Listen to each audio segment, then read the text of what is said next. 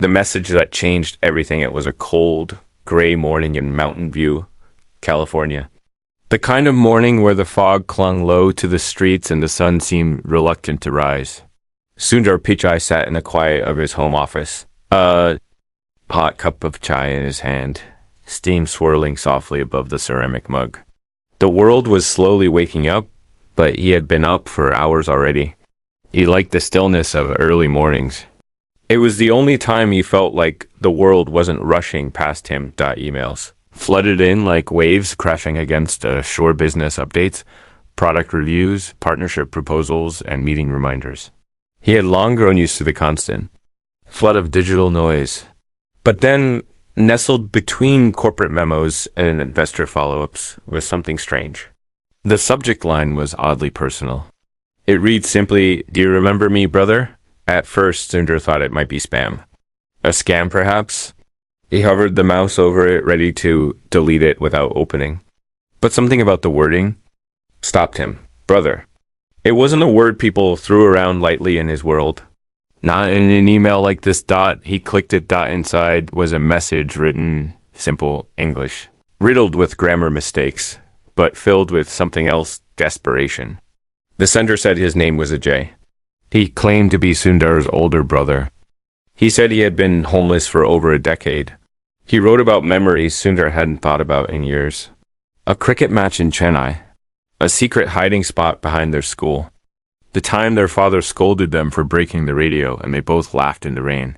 Afterward, Sundar single quotes, his heart skipped. He read the message 3 times. Then a fourth dot, the name Ajay, echoed in his mind.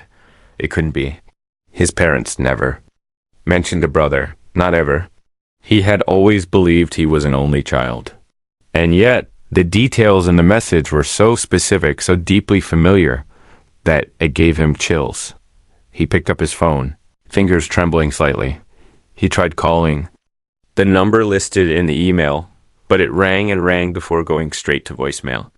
The message said, "This is Ajay. If this is Sundar reading this, I don't know if you'll believe me, but I had to try. You deserve the truth. Please meet me at the old train station in Fresno. Platform 3, 6 p.m. I'll be the one with a red scarf." Sundar sat in stunned silence, the phone still in his hand. Fresno was hours away. He had an executive summit to attend. Meetings stacked back to back. But the weight of that message pressed down on him like a storm cloud he couldn't ignore. The rest of the day passed in a blur. He went through his meetings, nodded at charts, gave approvals, but his mind was far away. Every once in a while he'd glance at his watch, counting down the hours. He didn't tell anyone, not his assistant, not his wife, not even his closest friends. It felt too strange, too personal, too fragile. As the afternoon sun began to dip, he made a decision. He canceled his last meeting, got into his car, and started driving. The highway stretched ahead like an endless ribbon, winding through dry fields and distant hills. As he drove, memories surfaced from somewhere deep within him, scattered, incomplete, and blurry. A boy with wild hair, laughter echoing in a narrow alley, shared sweets on a train. Could it have been real?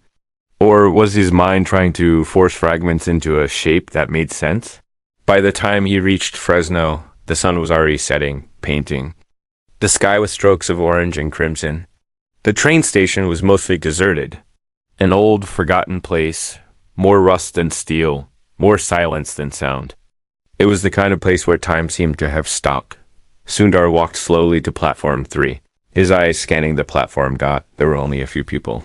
A mother holding a baby, a tired-looking man reading a newspaper, and then, near the edge of the platform, sitting cross-legged on the cold concrete, was a man with a long beard and hollow eyes. His clothes were worn, and his hands were wrapped in fingerless gloves. Around his neck, he wore a bright red scarf. Sundar froze. The man looked up. Their eyes met. And in that moment, something shifted. The man stood, slowly. His lips parted. "You came," he said, his voice rough like gravel, but filled with a raw kind of hope. Sundar took a cautious step forward. "Ajay?" he asked, barely above a whisper. The man nodded. "It's been a long time, Thambi." Dambi, the Tamil word for younger brother. Sundar's knees weakened. Double quotes. How How do you know that word? He asked, always thick with disbelief. Ajay smiled, a sad, crooked smile. Because I used to say it every night before we went to sleep, until the day they told me you were gone forever. Sundar's head spun. Gone forever. He didn't understand. He didn't remember. But before he could speak again, Ajay collapsed right in front of him. Sundar rushed to him, dropping to his knees. Ajay, are you okay? Ajay's eyes fluttered. I didn't eat today. I waited. I waited just to see if you'd come. Panic surged through Sundar. He shouted for help. The station attendants rushed over. Someone called an ambulance. As paramedics lifted Ajay onto the stretcher, Sundar held his hand. Ajay looked up at him weakly. I'm sorry I waited so long. But I needed to tell you.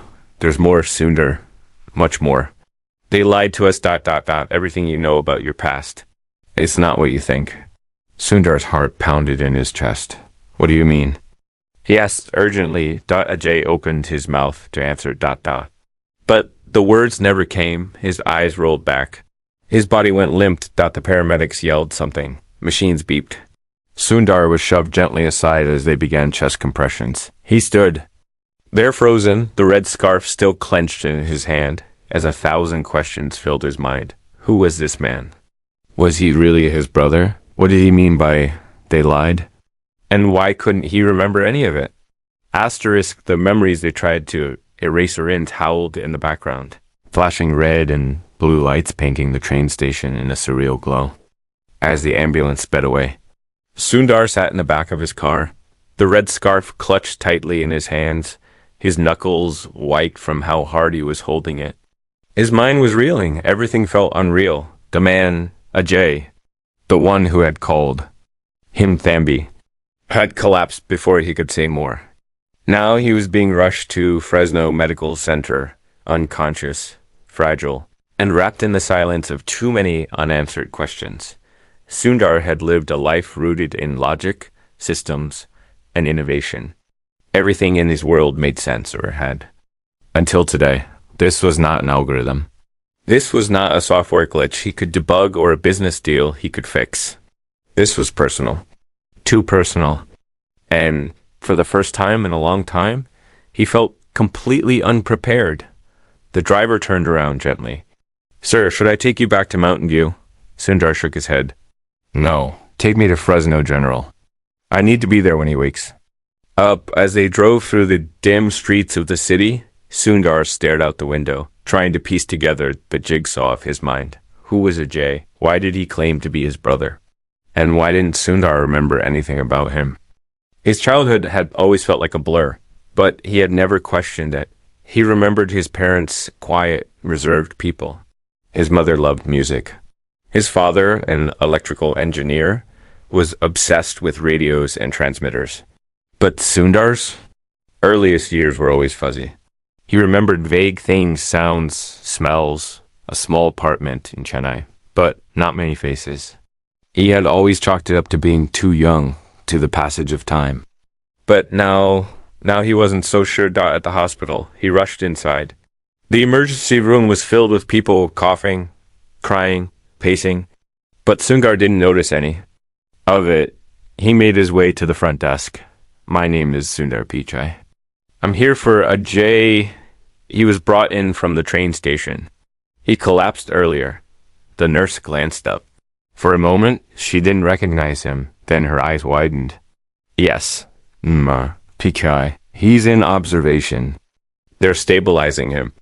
Now, he's unconscious but responding to treatment. Please have a seat. The doctor will speak with you shortly. Sundar sat down, the red scarf still wrapped around his fingers. He could still hear Ajay's last words ringing in his ears. They lied to us. Everything you know about your past. It's not what you think. What could that mean? Who lied? Why? Hours passed. The waiting room emptied out. The night deepened. And finally the doctor appeared. Mr. Pichai? The voice was soft, gentle. Sundar stood up instantly. How? He's stable now. dehydrated, malnourished, and severely fatigued. We've given him fluids and food through and for. He's sleeping, but you can see him, just for a few minutes. The room was dimly lit. Ajay lay on a narrow hospital bed, his face pale, beard unkempt, but his breathing steady. Sundar walked in slowly, almost afraid to break the silence. He pulled a chair close and sat beside him. For a long time, he didn't say anything. He just looked Dot finally. He whispered, "If you really are my brother, why don't I remember you?" Ajay stirred slightly. His eyes fluttered open for just a moment, looked at Sundar, and then closed again. A tear slid down Sundar's cheek. It was strange. He didn't cry often, not even during moments of intense stress, but this was different. This was like mourning something he never knew he lost. The next morning, Ajay awoke. He looked stronger, though still frail. Sundar was sitting beside him. Again, drinking tea from a paper cup. Ajay's voice was hoarse. "You came back." Sundar nodded. "I didn't leave. Not really. I've been here all night." Ajay smiled weakly. "Then maybe you do remember. Somewhere deep down." Sundar leaned forward. "I need you to tell me the truth. Everything." Ajay nodded slowly. "I will, but it's not easy to say.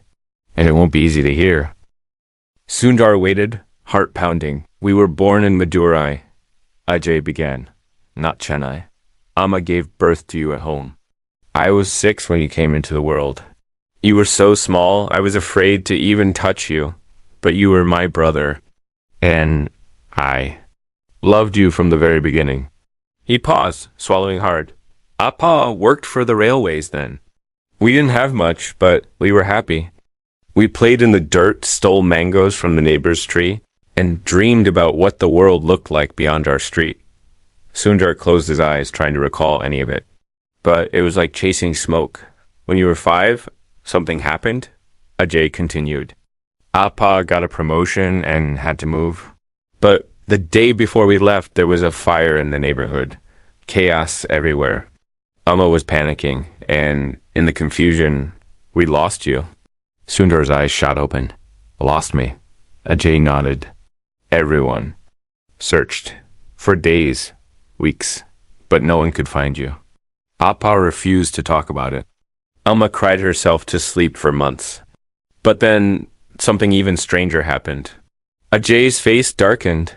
"A few weeks later, Amma got a call. Someone said you'd been taken to an orphanage in Chennai. When they went to get you, they were told you had already been adopted by a couple who claimed to be relatives. But they weren't. They were strangers, well-connected, powerful. The papers were signed before we even knew." Sundar felt a chill crawl up his spine. "Why didn't they come for me?" Ajay's voice broke. "They tried. Appa even went to court. But the people who took you, they had influence. The case was buried, and eventually Appa gave up. He changed jobs, changed cities. We never spoke of it again. It was like you had been erased." Sundar leaned back in shock, hands shaking. "But my parents, the ones who raised me, they said I was their only child." Ajay nodded slowly. "They must have. They gave you a new name, a new identity. They sent you to the best schools. And maybe they even loved you in their own way. But they stole you from us, Sundar." And that pain never left. He reached into his coat pocket and pulled out something wrapped in old cloth. Slowly, he unwrapped it. It was a photo, yellowed with age, torn at the corners. It showed 2 boys, one older, grinning with messy hair, and one smaller, with wide, curious eyes, sitting on a wooden bench, holding a cricket bat. Sundar stared at it. His breath caught in his throat. He touched the photo gently, and suddenly, a memory flickered, brief, like lightning in a dark sky. The sound of laughter, the smell of mangoes, a ball bouncing on dry earth, a voice calling, "Dambi, it's your turn." His hands trembled. I think I remember," he whispered. Ajay nodded, tears streaming down his cheeks. "I never stopped looking for you," he said, "even when Amma died, even when I had nothing left." I always believed one day you'd find your way back. The room fell silent, heavy with emotion. Finally, Sundar spoke, voice thick with emotion. I know. Why reach out now? After all these years? Ajay's face grew serious. Because someone told me they were going to erase your past for good, he said. I overheard a conversation. Men in suits talking about you, about secrets, about making sure no one from the past came back to ruin the image. Sundar's heart skipped. Who were they? Ajay looked around cautiously. I don't know their names. But they said you were close to something big. Something about memory tech. And they couldn't afford the truth to come out. They knew who you were, Sundar. They knew about me. And they were planning something. Sundar stood slowly, the weight of it all pressing on his chest. You think they're watching me? He asked, and Jay nodded. I don't think. I know. Just... Then the door creaked open. A nurse entered with a clipboard and a tray. She looked normal too, normal. But Ajay's eyes widened in panic. She's one of them, he whispered urgently. Sundar turned to her. Who sent you? The nurse froze. Then, without a word, she turned and rushed out of the room. Sundar ran after her, but she vanished down the corridor before security could catch her. When he returned, Ajay looked terrified. They know you found me, he said. And now, they'll do anything to make me disappear again. The shadows behind the curtain. Sundar didn't sleep that night. Not a single minute. He sat by the hospital window, the red scarf folded neatly on his lap, his eyes lost in the dark sky outside. The city lights flickered like tiny stars, but his mind was consumed by everything Ajay had said. There were cracks forming in the story of his life, cracks that exposed something much darker beneath the surface. A brother he never knew, a childhood erased. And now, whispers of a shadowy group trying to keep that truth buried. He could know. Longer pretend that this was just a strange coincidence. Something bigger was at play, and he could feel it tightening around him like a noose dot inside the hospital room. Ajay slept restlessly. The sedatives had kicked in, but he kept murmuring. In his sleep, sometimes he called out Sundar's name. Other times, he mumbled in Tamil, words from a world Sundar barely remembered. At one point, Ajay's hand jerked upward, and he whispered, Amma, don't let them take him again. Sundar felt his chest tighten. Every part of him wanted to believe that this man was his brother. And deep down, a piece of him already did. But he needed proof. He needed to be sure. As the first rays of dawn crept across the city skyline, Sundar made a call. Not to a security team, not to a friend, but to someone he trusted more than almost anyone, Mira, his childhood friend, from college, who now worked as a private investigator. She had helped him before during the acquisition of a company whose financial records had been doctored. If anyone could dig into Ajay's claims, it was her. When Mira answered, her voice was groggy. Sundar, what time is it? Too early. I know, he said.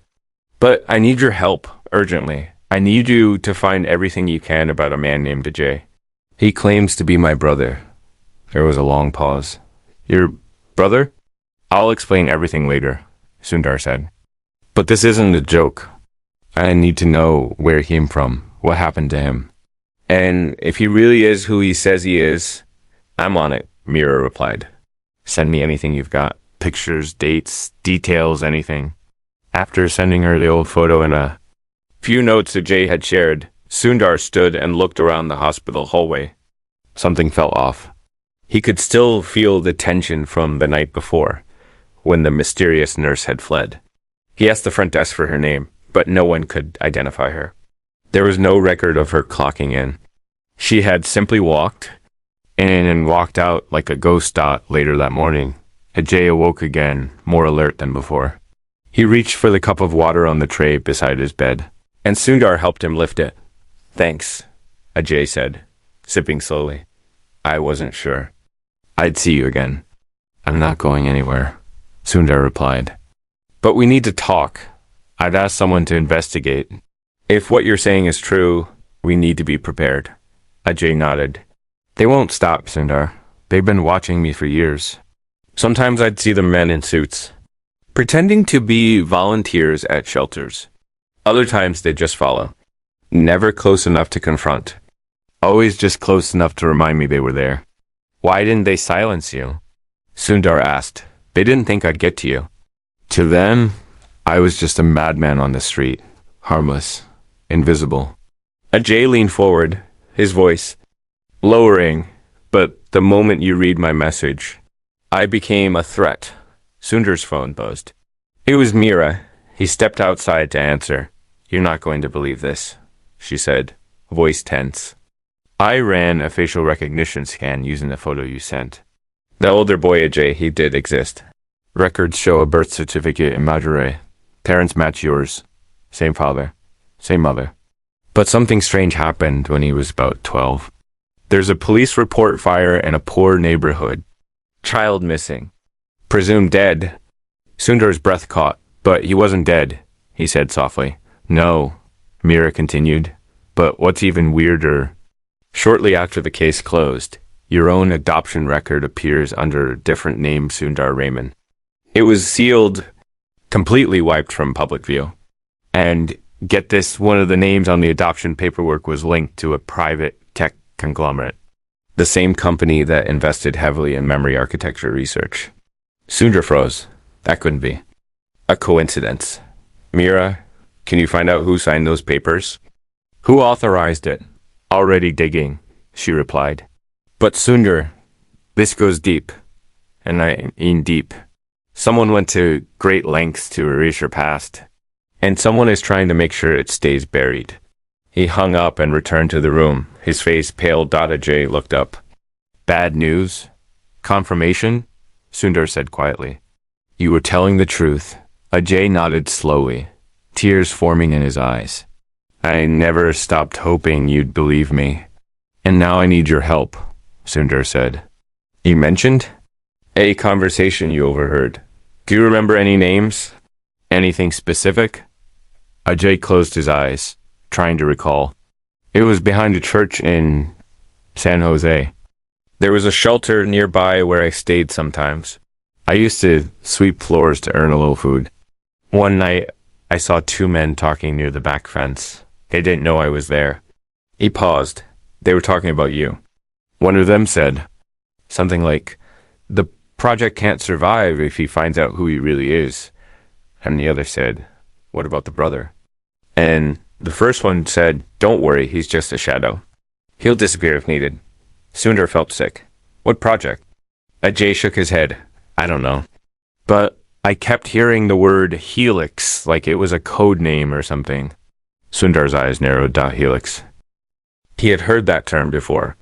Just last week in a confidential briefing, a senior advisor had mentioned Project Helix as an upcoming presentation, something deeply classified, being developed by a subsidiary of their research division.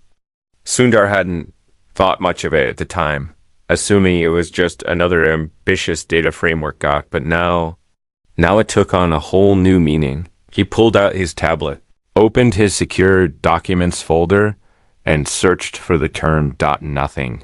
He searched the internal database still nothing. Finally, he accessed a restricted communication log between the board members, and there it was. File marked Helix, Cognitive Continuity Protocol. It was encrypted. Top-level access only. Even Sundar couldn't open it without. Board override. His own company was hiding something from him. His own identity was being protected or controlled by people he thought he trusted. He looked up at Ajay. What if Helix isn't just about data? He whispered. What if it's about people? Ajay nodded. They erased your memories, Sundar. Don't you get it? They didn't just adopt you. They rewired you. They built a new version of you and made sure the old one disappeared. Like formatting a hard drive. Sundar felt a cold chill run through him. He remembered moments growing up where things didn't quite make sense, recurring dreams about fire, flashes of a woman's voice singing in Tamil, the smell of smoke and mangoes. He had written them off as imagination. But what if they were fragments?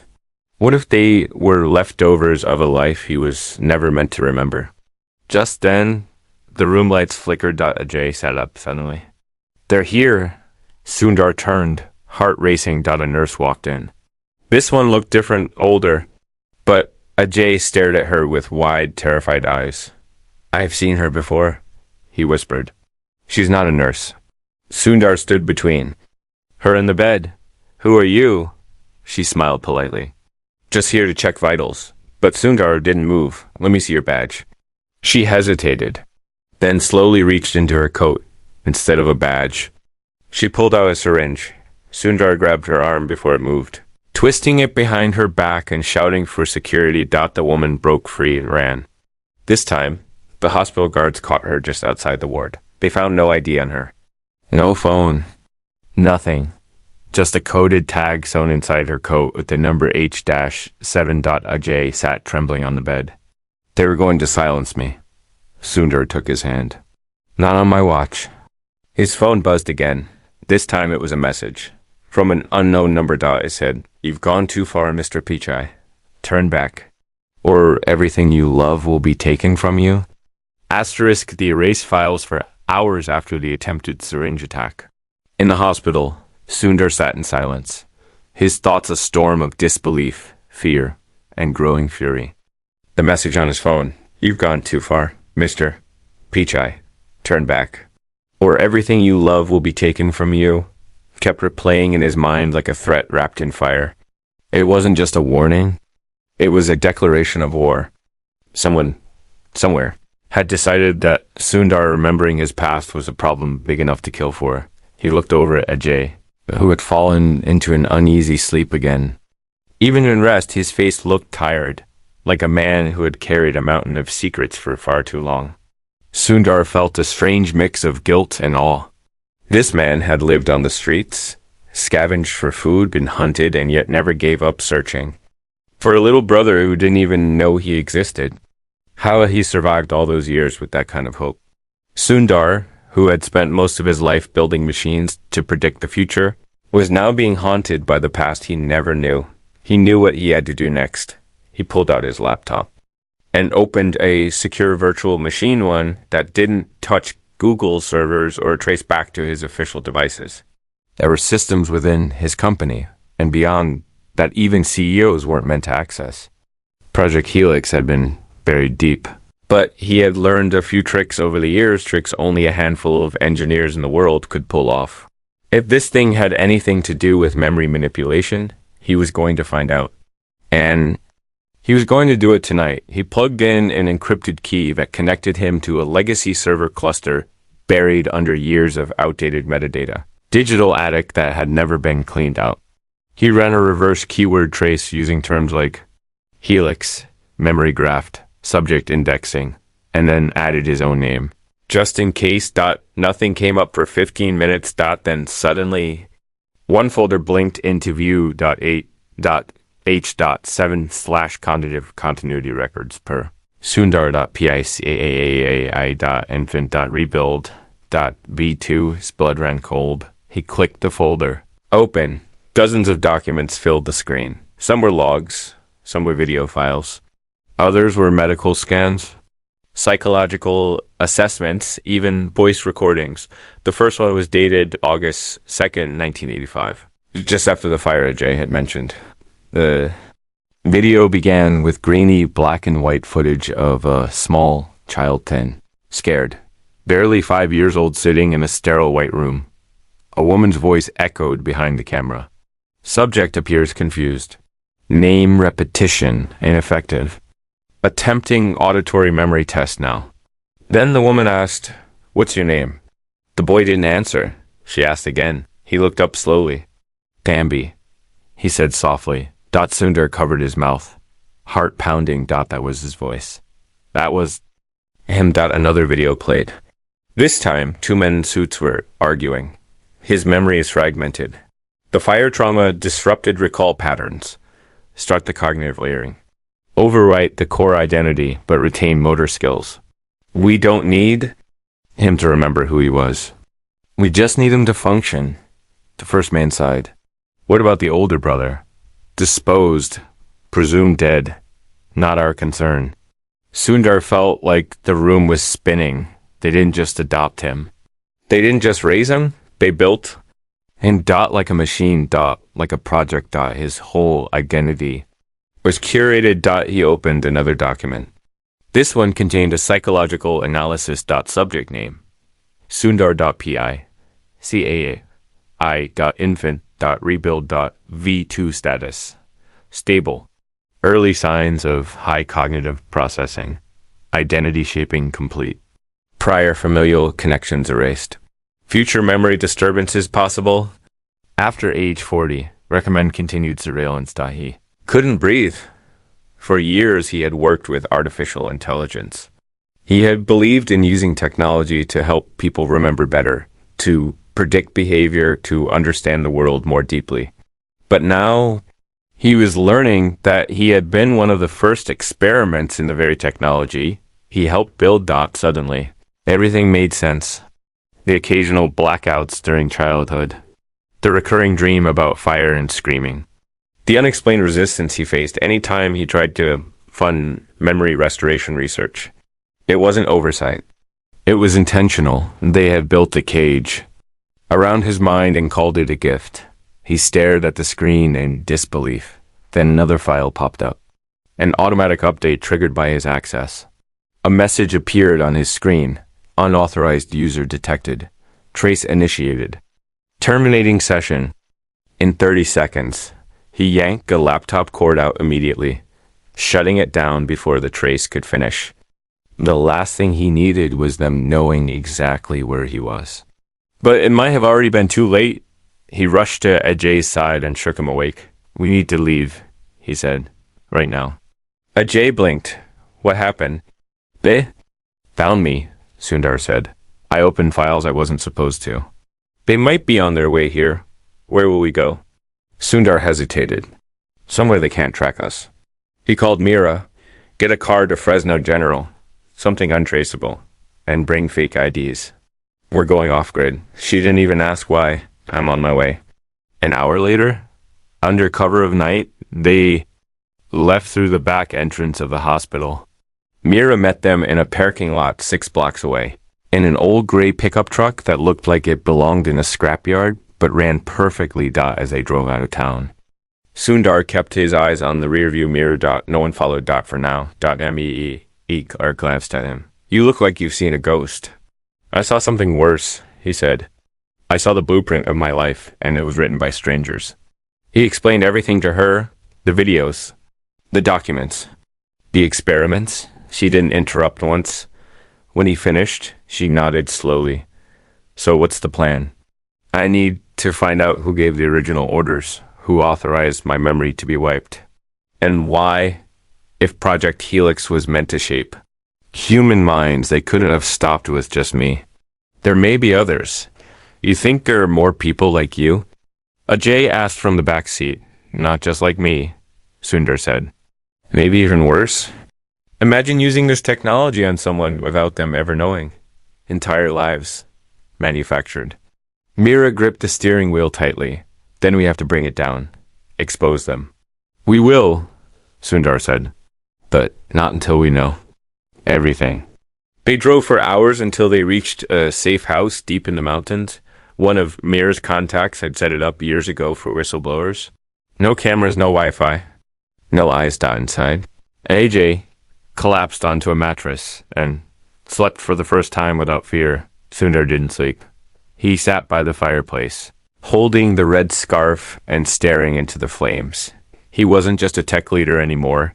He was a product of something sinister. And now he was determined to burn the system that built him.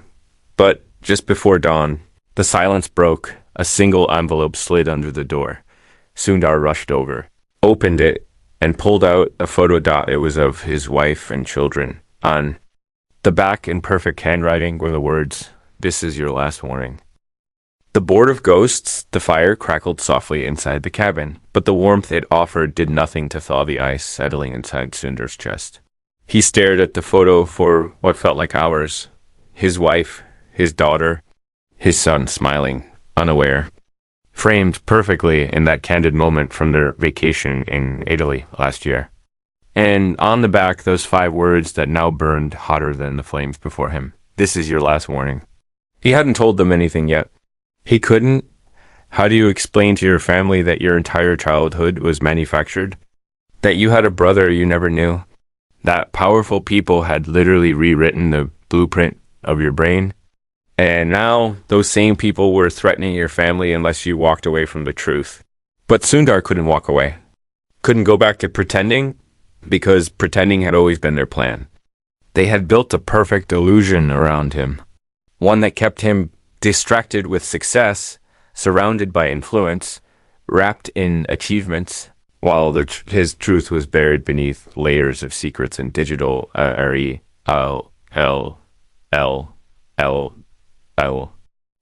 finally safe, and Mira at his side. It was time to strike back as dawn broke. They gathered around a makeshift table in the cabin.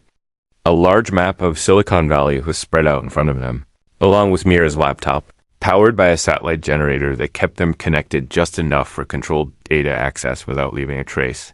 We need to find the board, Sundar said quietly, his eyes scanning the map. They're the ones behind Helix. They're the ones who orchestrated the memory architecture experiment. And if they're willing to come after my family, they've crossed a line? Mira nodded. I've been tracking whispers about a private board for years, one not listed on any official documents. Unofficially, they call themselves the Continuity Council. They were supposedly formed during the early stages of memory interface research, long before it became public knowledge. How many are there? Sundar asked. 5 members, Mira replied. Each with backgrounds in either neurotech, defense intelligence, or black market data monetization. They operate through shell companies, foundations, and universities. But one name keeps coming up, Dev Rajiv. Sundar's head snapped up. Rajiv? He was a major investor in one of our earlier startups. He's on the advisory panel for neurological research. I've had lunch with him. Mira pulled up a dossier. On her screen, he's more than just an advisor. He's the architect of Helix. Ajay leaned forward, his face pale. I've heard that name. Years ago, someone whispered it at a shelter when a man in a suit came asking about me. Said Rajiv won't. Like this loose thread hanging around. Sundar stared at the screen. Rajiv had always presented himself as polished, intelligent, philanthropic. He gave speeches on the ethics of innovation, funded clean water initiatives, and loved to quote Gandhi. But now, Sundar could see the carefully hidden cracks in his facade. Every donation, every panel discussion, every smiling photograph had all been a mask. We need to confront him, Sundar said. Not just to expose him, but to see if he'll crack. Mira frowned. You won't get him to talk. People like Rajiv don't make mistakes in public. But she paused, then pulled up another window. He has a private conference scheduled. In 3 days, invitation only. It's being held at a remote villa outside Napa Valley. Tight security. But I've already secured 2 passes, board observers. Ajay raised an eyebrow. What's the cover? You and Sundar are representing an international agency seeking joint ventures in ethical neuroanalytics. Mira said with a slight grin, They'll buy it. They love big words. Sundar smirked faintly. But the weight of the mission ahead kept his expression serious. And what happens when we get in? Ajay asked. We record everything, Mira said. We make them speak. We push just enough to trigger their ego, their arrogance. And if we're lucky, they'll admit something they shouldn't. Sundar looked down at the map, then at the photograph of his family, and then at his brother. Let's end this. He said 3 days later, Sundar found himself walking through the wrought iron gates of a stunning vineyard estate in Napa Valley. The villa was massive, surrounded by rows of grapevines and flanked by discreet security teams in black suits. Helicopters circled lazily overhead.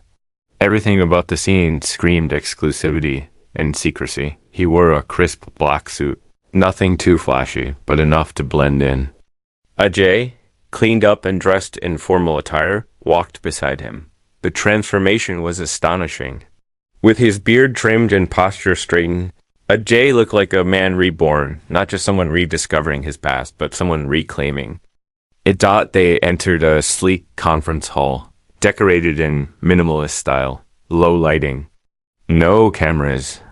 Just privacy screens and whispered conversations. Rajiv entered 20 minutes later, flanked by two younger men in designer suits.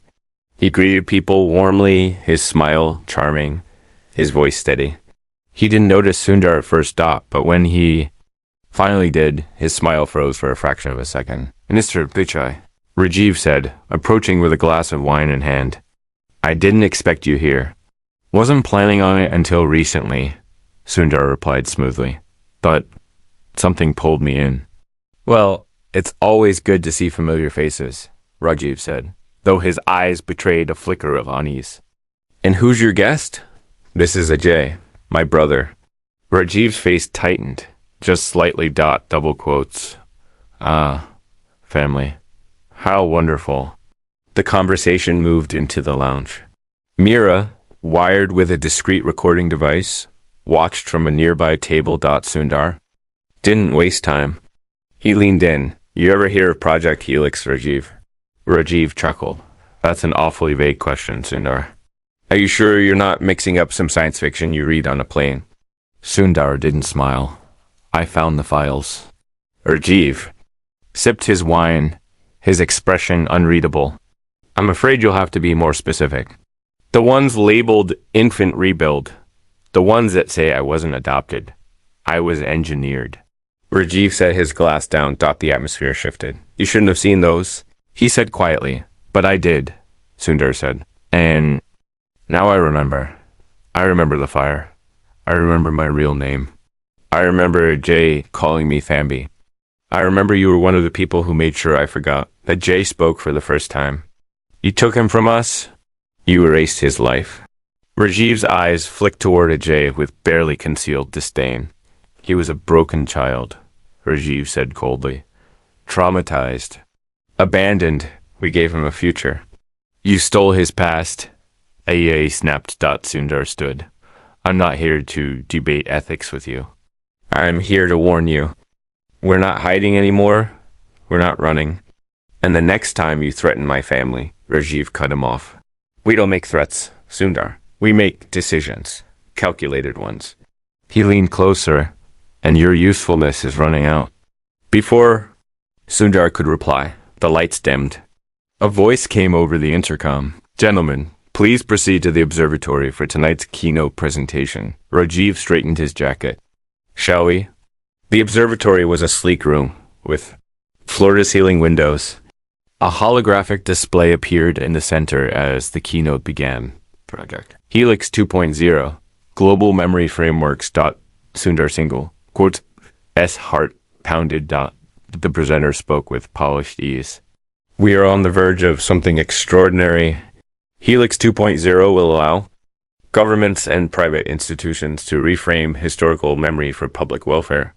Wars can be forgotten. Unrest can be softened. Political extremism can be adjusted before it takes root. Ajay's fist clenched. This is mass manipulation, he whispered. No, Rajiv said, standing beside them. This is evolution. Sundar couldn't take it anymore. He turned to face the room. How many of you know the truth about how Helix began? He asked. The room went silent. How many of you know that a child's life was destroyed to make this possible? Eyes turned. My life. Murmurs spread. Sundar continued. I am living proof of what Helix really is, a tool to erase identity, rewrite history, and control the future. They called it progress. I call it theft. Rajiv tried to interject. He's unstable. He's emotional. And you're a coward, Sundar shouted. You erased me once, but I'm still here. And I'm not the only one. He pulled out a device from his coat, a live uplink. Say hello to the world. The hologram flickered. And suddenly, everything was being broadcast live to a secured satellite channel that Mira had routed to. An encrypted platform accessible to journalists, human rights organizations, and investigators. Rajiv turned pale. You'll regret this, he whispered. I already did, Sundar said. But not anymore. Security guards approached. Sundar didn't resist. He handed himself over calmly. As they were escorted out. He looked over at Ajay and smiled. They tried to erase me, he said softly. But now, everyone will remember. Asterisk, the world remembers. World didn't react instantly. For the first 12 hours after Sundar Pichai hijacked the Helix summit and exposed the truth. There was silence. An eerie, global pause. No statements, no news alerts, no public acknowledgements. It was as if the world was holding its breath, waiting to see if what they had just witnessed was real or some elaborate hoax. But then, as if someone had flipped a switch, the silence cracked open and everything changed.